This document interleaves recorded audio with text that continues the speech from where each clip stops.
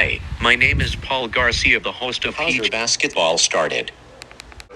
7 years old ako, inano ako ng papa ko, parang ininganyo niya ako magkaroon ng basketball kasi isang basketball player, naglalaro din siya sa mga commercial game din sa Iloilo, tapos naglaro din siya dito sa Manila, sa Palawan. Gusto niya rin sana ng PBA, kaso nabigo siya at hindi siya pinalad. Tinunti niya yung plano niya sa akin at sa will ni Lord, nabigay naman yung dream niya pa. How's your college athlete basketball? Siguro kasi kung yung college basketball is masaya pero mahirap kasi mag-practice tapos kailangan mo rin balance, kailangan mo mag-aral. Kaya nung first year ako, nung intramurals namin doon sa school namin sa Iloilo, nakuha ako ng mga coaches na nagtatayo ng team sa buong. Kasi may yung school namin kasi sa every lugar doon sa mga parang department na tawag doon. Basta may NISO, tapos may sample, stansya sa lugar. Tapos may Balasan, may Sara. Naging part ako doon sa iisang team na yun. Kaya nung nakuha ko doon, nagpa-practice sa umaga, tapos nag-aaral ko sa hapon. Medyo mahirap, pero masaya. Enjoy. Yeah. How's practice player in rain or shine? Siguro, marami akong natutunan that time nung naging practice player ako sa Rain or Shine. Kasi yung mga kabantayan ko is sina Dave Siap, Jeff Chan, si Jericho Cruz, si Norwood, saka sila Chris minsan. Kaya ginaguide din nila ako para kung saan man liga ako sasali, may mga yung mga sinasabi nila sa akin, ma-apply ko din. Kaya blessed din ako kasi binigay sa akin ni Lord yung opportunity na yon na maging part ng Rain or Shine. Para siguro marami pa akong matutunan, hindi lang sa basketball, pati sa buhay. Marami akong natutunan kay Manong kasi si Manong James Yap, Ilonggo din kasi siya eh. Kaya nag-uusap kami ng tapos ginaguide niya rin ako. Tapos kung ano dapat gawin. Ano yan eh. Sobrang galing talaga. Bata pa ako, James. Kaya nung naging teammate kami, sobrang parang na-starstruck nga ako. Parang pag binantay ako siya, parang nanagilip ako eh. Kaya nung nag-uusap kami, tapos pinila sa akin na dapat buo lang lagi yung kumpiyansa mo sa kung ano man yung dapat mong gawin. Dapat, bali nung nag-decide akong draft noong 2007 ako. Naging sa awa ng Diyos, bibigay sa akin ng season MVP. Kaya nag-decide akong 2015 yun 2015 pala. Tapos 2016 kasi drafting, tapos yung next season 17 yun. Kaya nung nagpa-draft ako, hindi man ako pinahalan. Pero sinabihan si Caloy Garcia. Kasi siya na yun, that time siya na yung head coach ng Rain or Shine. Kasi si Coach Yeg, lumipat na sa NLEX. Sabi niya sa akin, mag-practice lang ako doon. Pumunta lang ako. Nung pumunta na ako doon, maganda naman yung pinakita ko sa practice. Ginawa nila akong practice player. Pagkatapos nun, mga ilang games lang yun, mga 2 yata. Hindi ko makalimutan yung kalaban namin Meralco, doon ako inactivate. Yun. Kaya tuwag-tuwa ako, sabi ko, dream come true. Sabi ko kay Lord, maraming salamat. Binigay niya sa akin yung dream ko na nung bata pa ako na maka-apak sa TV. How's your Davao Occidental career started? Taon lang ako sa Rain or Shine. Kita na ako naka-renew. Nagtayo yung hindi kami nakasali ng inaugural ng PBL. Tapos nung nag-start yung next season, yung first season, nagtayo yung Davao Occidental ng team. Eh yung kinuha nilang head coach, si Coach Don Dulay. Eh si Coach Don Dulay, kasama ko na yan sa Rainer Shine. Sabay kami pumasok. Naging skills trainer namin si Coach Don. Kaya nung nagtayo na laman niyang siya yung head coach, pinontak na naganda ko. Na sabi niya, magtatayo ako ng team. Ay, ako yung head coach ng Davao Occident. Meron pa rin akong trabaho kahit wala na ako sa PBA. Yun. So, nagsimula lahat and the rest is history na. How's your career started in Phoenix? Dumaan kasi yung pandemic. Nung natapos yung bubble, naalala ko yung bubble na laban sa Numan, ay BBL. Yun, doon nag-start nung nanalo kami ng finals na yun. Parang nagkataon din kasi na si Coach Topek, isa lang kami ng ng subdivision na pinitirahan. Then parang nakita niya ako na nagsushooting sa court. Tapos yun, parang tinignan niya ako, tapos tinignan niya yung mga laro ko. Parang siguro na nagustuhan niya rin yung laro ko kasi syempre, tumibigay sa future. Si Coach Topik sa future. Kaya, yun, nagkataon din talaga na nagkita kami dun sa subdivision habang ako nag-shooting. Tapos tinawagan niya ako to alam ko nga 3x3 eh. Kasi sabi ko, ayaw ko maglaro ng 3x3 eh. Nagulat ako si Coach Topik niya, punta ka nga sa practice. Parang i-invite niya ako. Yun, tapos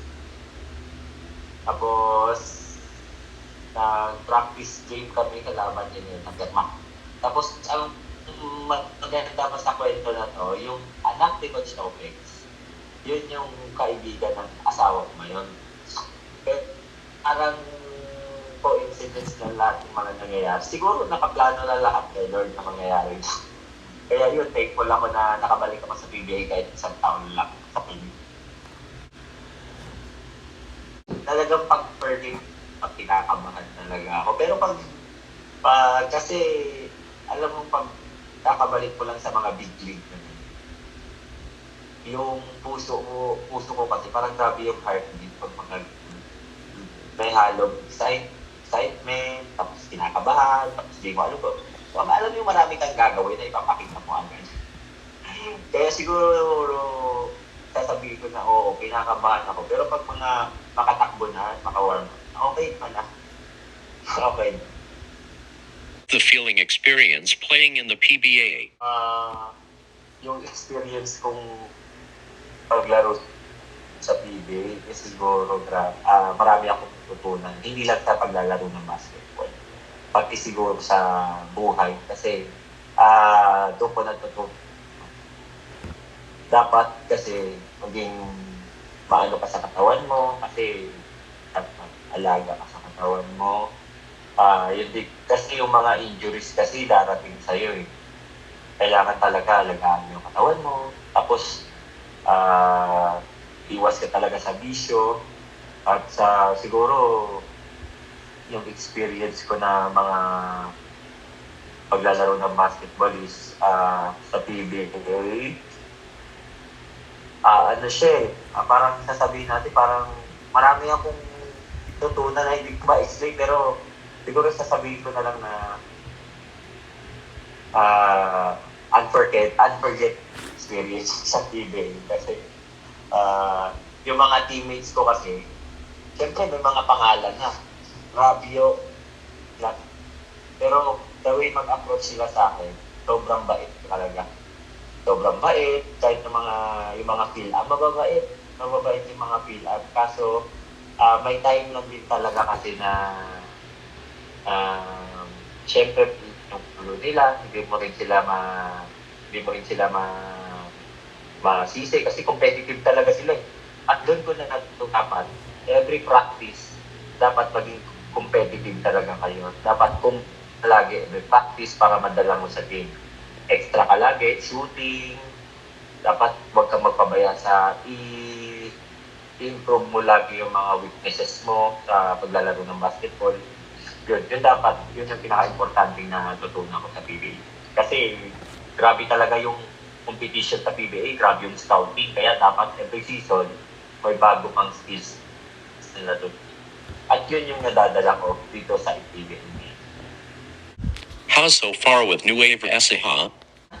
Parang pamilya na rin, pag sa practice namin ng bibiruan. Pero pagdating sa game, seryoso talaga kami namin tutulungan. Kasi yung team namin ngayon is malakas eh. Malakas yung team na Garcia. Kaya, pero pag nag-tournament kami, hindi kami nagbibiruan sa practice. Sabi kasi ni Coach doon, okay lang magbiruan sa practice. Pero pagdating ng trabaho talaga. Kaya parang pamilya na rin touring na namin.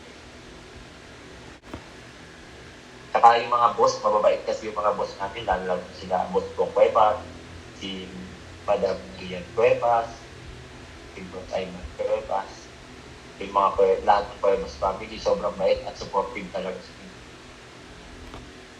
If you not became professional basketball player, what do you think your work right now?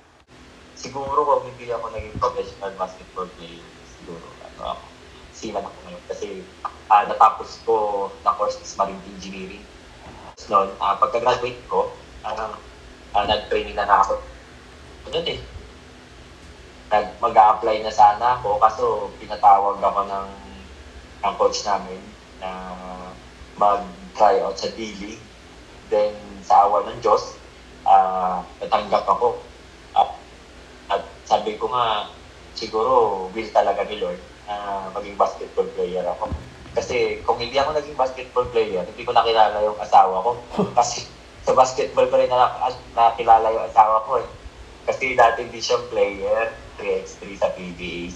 Kaya doon kami nagkakilala. Oo, mahirap.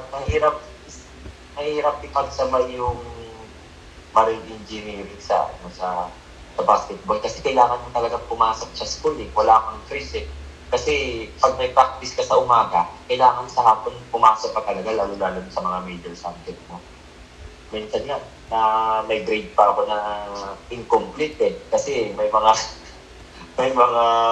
practices ako na pag-attend ko, hindi ako nakaabot. Tapos yung mga projects pa, yung mga pinapagawa pa. Kasi yung pag-seaman ka kasi, kailangan ka kasi mag-perform ka ng sample ni makina. Kailangan mo kasi mag-perform palagi. Para kasi, parang minsan pagpagod ka na, hindi ka na makapag-aral, tulog mo na lang, mag-isa. Kaya hirap talaga pagsamayin. Buti nga, na lagpasan ko. Tawa ng Diyos. Why you choose jersey number 26?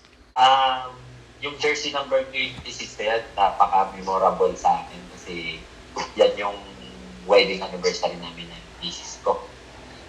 Ari 26 kasi kami kinasal 2023 kaya yun yung number ko ngayon.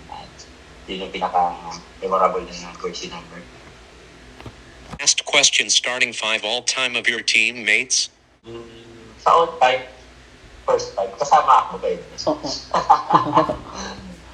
Siguro yung unang-una ko point guard, si Joseph Tepso.